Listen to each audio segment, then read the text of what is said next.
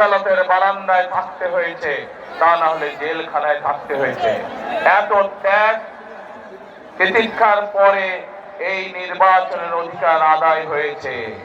যেই স্বৈরাচার মানুষের অধিকার লুট করে নিয়েছিল, মানুষের রাজনৈতিক অধিকার, কথা বলার অধিকার, ভোট প্রদানের অধিকার লুট করে নিয়েছিল, গত 2024 সালের 5ই আগস্ট ছাত্র জনতার অভ্যুত্থানের ফলে সেই স্বৈরাচার এই দেশ ছেড়ে পালিয়ে যেতে বাধ্য হয়েছে। প্রিয় ভাই বোনেরা, এখন প্রিয় ভাই বোনেরা,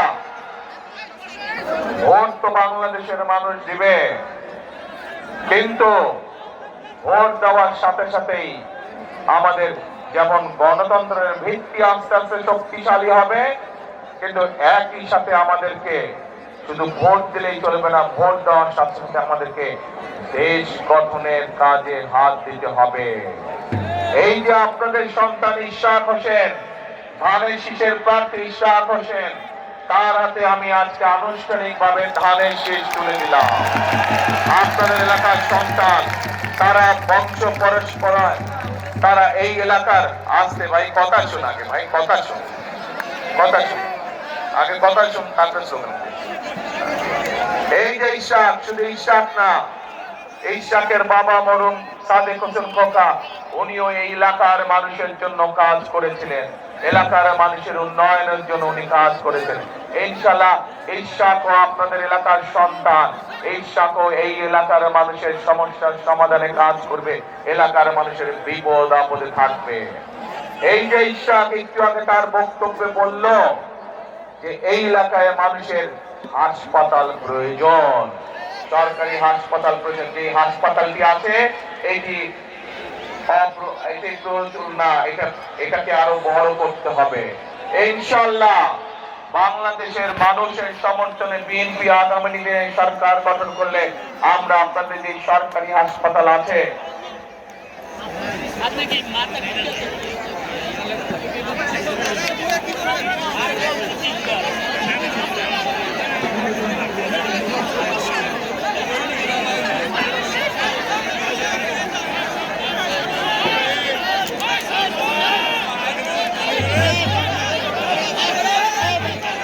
এই হাসপাতালকে ইনশাআল্লাহ আমরা শয্যা সংখ্যা বৃদ্ধি করব, যাতে এই মানুষ, এলাকার মানুষ সহজে চিকিৎসার সুবিধা পেতে পারে। প্রিয় ভাই বোনেরা, এই এলাকার আরেকটি বড় সমস্যা আছে। এই সমস্যা শুধু এই এলাকার নয়, এই সমস্যা সমগ্র ঢাকা শহরের। সেটি হচ্ছে বুড়িগঙ্গা নদী। এই বুড়িগঙ্গা নদীকে আমাদেরকে ঠিক করতে হবে। বুড়িগঙ্গা নদীর পানি সম্পূর্ণভাবে কলুষিত হয়ে গিয়েছে। এই বুড়িগঙ্গা নদীকে আমাদের সুন্দর করে আবার পরিষ্কার করতে হবে, যাতে এই এলাকার মানুষ যেই বুড়িগঙ্গাকে নিয়ে গর্ব করত, সেই আমরা গর্বকে যাতে আবার ফিরিয়ে আনতে পারি। প্রিয় ভাই বোনেরা, এই এলাকার আরেকটি সমস্যা আছে। সেই সমস্যাটি হচ্ছে এলাকার মানুষের কর্মসংস্থানের সমস্যা। আমরা সিদ্ধান্ত গ্রহণ করেছি যে ইনশাআল্লাহ বিএনপি সরকার গঠন করলে ঢাকা শহর সহ যেখানে যেখানে বাংলাদেশের যেই বিষয়ে বিশেষজ্ঞ আছে, সেখানে সেই অঞ্চলের উপযুক্ত করে ইনশাআল্লাহ আমরা শিল্প কারখানা গড়ে তুলব, যাতে করে সেই এলাকার মানুষেরা, সেই এলাকার যুবকরা, সেই এলাকার তরুণরা, সেই এলাকার মেয়েরা সেখানে কর্মসংস্থানের ব্যবস্থা করতে পারে। একই সাথে আমি খবর নিয়ে জেনেছি এই এলাকার মানুষ বিভিন্ন টেকনিক্যাল কলেজ এবং ভকেশনাল ইনস্টিটিউশন চায়। এলাকার যারা শিক্ষিত ছেলেরা আছে, মেয়েরা আছে, তাদেরকে দক্ষভাবে গড়ে তোলার জন্য এরই ভিতরে আমরা পরিকল্পনা গ্রহণ করেছি যে বিএনপি ইনশাআল্লাহ সরকার গঠন করলে শুধু ঢাকা 6ই নয়, আমরা সমগ্র বাংলাদেশে পর্যায়ক্রমে সব জায়গায়, সব অঞ্চলে, ওই অঞ্চলের উপযোগী করে আমরা ভকেশনাল ইনস্টিটিউট, টেকনিক্যাল ইনস্টিটিউট, আইটিতে যে আমাদের ছেলেমেয়েরা কাজ করে তাদেরকে বিভিন্ন বিষয়ে ট্রেনিং দেওয়ার জন্য আমরা এই প্রতিষ্ঠানগুলি গড়ে তুলব। আমরা আমাদের ছেলেমেয়েদেরকে দক্ষ নাগরিক হিসাবে গড়ে তুলব, যাতে করে তারা দেশেই হোক বিদেশে হোক, যাতে তারা কর্মসংস্থানের ব্যবস্থা করতে পারে। প্রিয় ভাই বোনেরা, আপনাদের নিশ্চয়ই মনে আছে এর আগে যখন দেশনেত্রী বেগম খালেদা জিয়া সরকার পরিচালনার দায়িত্বে ছিলেন, তখন এই দেশের মেয়েদেরকে শিক্ষিত করার জন্য উনি একটি পদক্ষেপ নিয়েছিলেন এবং সেটি ছিল ক্লাস 1 থেকে ক্লাস 12 পর্যন্ত মেয়েদের শিক্ষা ব্যবস্থা বিনামূল্যে করে দেওয়া। আমরা সিদ্ধান্ত গ্রহণ করেছি ইনশাআল্লাহ আগামীতে সরকার গঠন করলে আরো উপরের পর্যন্ত ইউনিভার্সিটি পর্যন্ত বিভিন্ন পর্যায় পর্যন্ত আমরা মেয়েদের শিক্ষা ব্যবস্থা যে ফ্রি সেটার আমরা ইনশাআল্লাহ প্রসার ঘটাবো, যাতে আমাদের মেয়েরা আমাদের দেশের মেয়ে সন্তানরা যাতে বিনামূল্যে আরো উচ্চতর শিক্ষা গ্রহণ করতে পারে বিনামূল্যে, সেই ব্যবস্থা ইনশাআল্লাহ আমরা গ্রহণ করব। শুধু তাই নয়, আমাদের মা বোনদেরকে শিক্ষার আলোর পাশাপাশি তাদেরকে অর্থনৈতিকভাবে স্বাবলম্বী করে গড়ে তোলার জন্য সেটি শহরেই হোক গ্রামেই হোক যে জায়গায় হোক না কেন, বিশেষ করে যারা খেটে খাওয়া মানুষ সেই সকল পরিবারের গৃহিণীদেরকে বা মাদেরকে আমরা ফ্যামিলি কার্ড পৌঁছে দিতে চাই। এই ফ্যামিলি কার্ডের মাধ্যমে প্রতি মাসে আমরা এই পরিবারগুলোর কাছে একটি সহযোগিতা পৌঁছাবো, যার মাধ্যমে ধীরে ধীরে এই পরিবারগুলো ইনশাআল্লাহ সামনে স্বাবলম্বী হয়ে গড়ে উঠবে। প্রিয় ভাই বোনেরা, একই সাথে বাংলাদেশের কৃষক ভাইদের পাশে আমরা দাঁড়ানোর সিদ্ধান্ত নিয়েছি। এখানে নিশ্চয়ই বহু মানুষ উপস্থিত আছেন যাদের বাংলাদেশের বিভিন্ন অঞ্চলের গ্রামে গঞ্জে পরিবার পরিজন আছেন যারা কৃষি কাজের সাথে জড়িত এবং নিজেরা হয়তো প্রত্যক্ষ না হলেও পরোক্ষ ভাবে হয়তো কৃষি কাজের সাথে জড়িত আছেন। আমরা সিদ্ধান্ত গ্রহণ করেছি আমাদের দেশের কৃষক ভাইদেরকে যেভাবে মা বোনদেরকে আমরা ফ্যামিলি কার্ড দেব, একইভাবে কৃষক ভাইদেরকেও আমরা একটি কৃষি কার্ড দেব, যার মাধ্যমে কৃষক ভাইদের কাছে আমরা কৃষি সংক্রান্ত বিভিন্ন সহযোগিতা সোজাসুজি ডাইরেক্টলি তাদের কাছে পৌঁছে দিব। এবং একই সাথে আমরা সিদ্ধান্ত গ্রহণ করেছি সমগ্র বাংলাদেশের যেসব কৃষক ভাইয়ের 10,000 টাকা পর্যন্ত কৃষি ঋণ আছে সেই কৃষি ঋণগুলো আমরা সুদ সহ ইনশাআল্লাহ মওকুফ করার ব্যবস্থা করব। প্রিয় ভাই বোনেরা, আমরা আমাদের সন্তানদেরকে যেরকম লেখাপড়া শেখাবো, আমরা যেমন তাদের মধ্যে থেকে বিভিন্ন পেশার দক্ষ মানুষ গড়ে তুলবো, ডাক্তার, ইঞ্জিনিয়ার, আর্কিটেক্ট, উকিল, ব্যারিস্টার আমরা গড়ে তুলবো, একইভাবে আমরা আমাদের দেশে বহু প্রতিভাবান ছেলেমেয়েরা আছে যারা বিভিন্ন খেলাধুলায় পারদর্শী। আমরা সিদ্ধান্ত গ্রহণ করছি সমগ্র বাংলাদেশ থেকে আমাদের এইসব প্রতিভাবান বাচ্চাদেরকে বের করে নিয়ে আসবো এবং তাদেরকে আমরা দক্ষ খেলোয়াড় হিসেবে গড়ে তুলবো, পেশাদারী খেলোয়াড় হিসেবে তাদেরকে আমরা গড়ে তুলবো। প্রিয় ভাই বোনেরা, নিশ্চয়ই আপনারা এর মধ্যে শুনেছেন বিএনপি দেশ গঠনের জন্য বিভিন্ন পরিকল্পনা গ্রহণ করেছে। আজ একটু আগে যে বক্তব্যের মধ্যে আমি আপনাদেরকে বললাম যে 12 তারিখে নির্বাচন শুধু সঠিক মানুষ নির্বাচন করার দিন নয়, 12 তারিখ হচ্ছে একই সাথে আমাদের দেশ গঠনের নির্বাচন।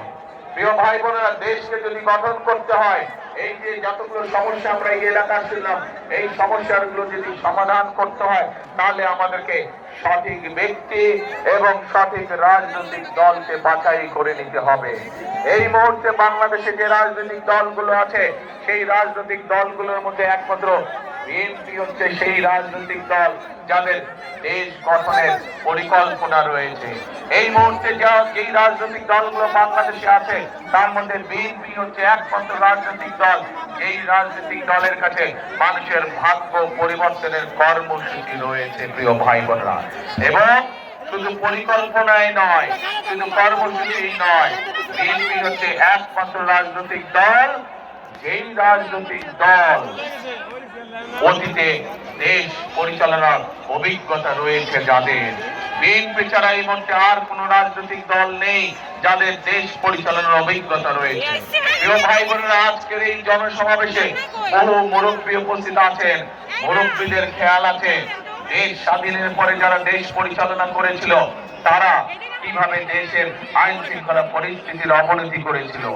এই মুরব্বীদের সেই অভিজ্ঞতা আছে যে দেশ স্বাধীনের পরে যারা দেশ পরিচালনা করেছিল কিভাবে দেশকে দুর্ভিক্ষের দিকে তারা ঠেলে দিয়েছিল, ফলে লক্ষ লক্ষ মানুষ সেদিন না খেয়ে 74 সালে মারা গিয়েছিল। কিন্তু পরবর্তীতে যখন শহীদ রাষ্ট্রপতি জিয়াউর রহমান দেশ পরিচালনার দায়িত্ব পেলেন, উনি শুধু দুর্ভিক্ষের হাত থেকে দেশকে রক্ষা করলেন না, বরং শহীদ রাষ্ট্রপতি জিয়াউর রহমান সেদিন বাংলাদেশে দ্বিগুণ খাদ্য উৎপাদন করেছিলেন, বরং খাদ্য রপ্তানি করা হয়েছিল এই বাংলাদেশ থেকে। শুধু তাই নয়, কঠোর হস্তে শহীদ রাষ্ট্রপতি জিয়াউর রহমান সেদিন বাংলাদেশের আইন শৃঙ্খলাকে রক্ষা করেছিলেন। প্রিয় ভাই বোনেরা, পরবর্তীতে যখন দেশনেত্রী বেগম খালেদা জিয়া দেশের দায়িত্বভার পান 90 স্বৈরাচার আন্দোলনের পরে, সেই সময় দেশের কলকারখানা স্থাপনের মাধ্যমে, দেশের জনগণের কর্মসংস্থানের মাধ্যমে আন্তর্জাতিকভাবে দেশনেত্রী খালেদা জিয়া বাংলাদেশের জন্য উপাধি নিয়ে এনেছিলেন এমার্জিং টাইগার হিসাবে। সারা বিশ্ব সেদিন স্বীকার করে নিয়েছিল যে বেগম খালেদা জিয়া, দেশনেত্রী খালেদা জিয়া বাংলাদেশকে অর্থনীতিকে শক্তিশালী ভাবে গড়ে তুলেছিল, বাংলাদেশে কর্মসংস্থানের ব্যবস্থা করেছিল বাংলাদেশের মানুষের জন্য, এবং হাজার হাজার মিল কলকারখানা সেদিন স্থাপিত হয়েছিল বাংলাদেশের এই মাটিতে।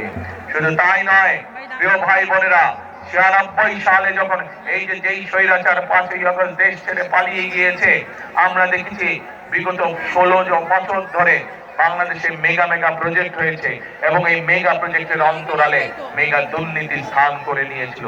আমরা দেখেছি এই অন্তর্বর্তীকালীন সরকারের সময় মানুষের সামনে তথ্য প্রকাশ করা হয়েছে, যে স্বৈরাচার পালিয়ে গেছে তাদের সময় প্রতি বছর $16 বিলিয়ন করে এই দেশ থেকে পাচার করে দেওয়া হতো।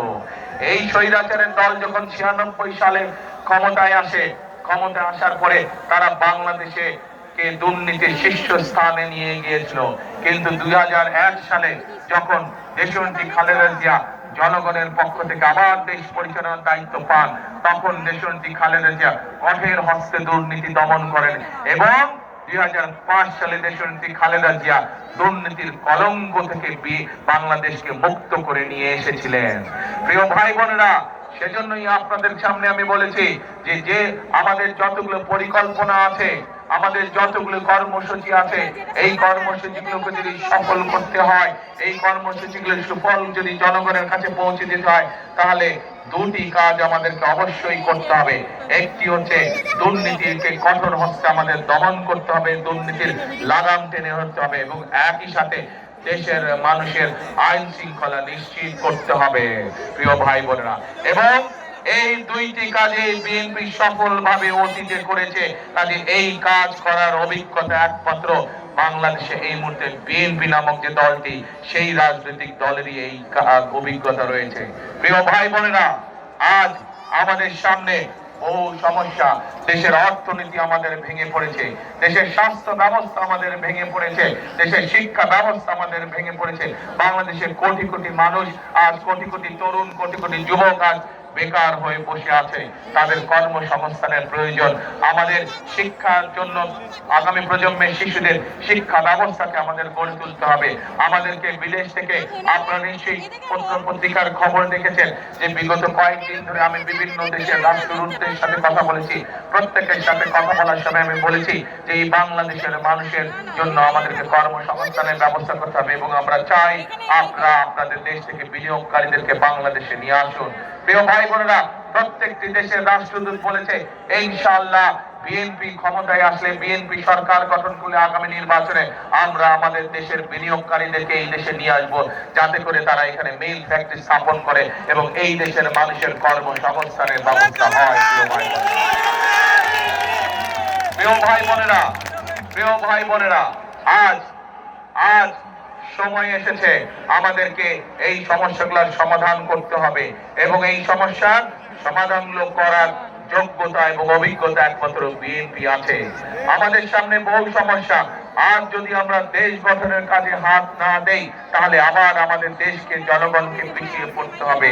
সেজন্যই আগামী 12 তারিখের নির্বাচনে আমাদেরকে সঠিকভাবে মানুষকে যাচাই করে নিতে হবে।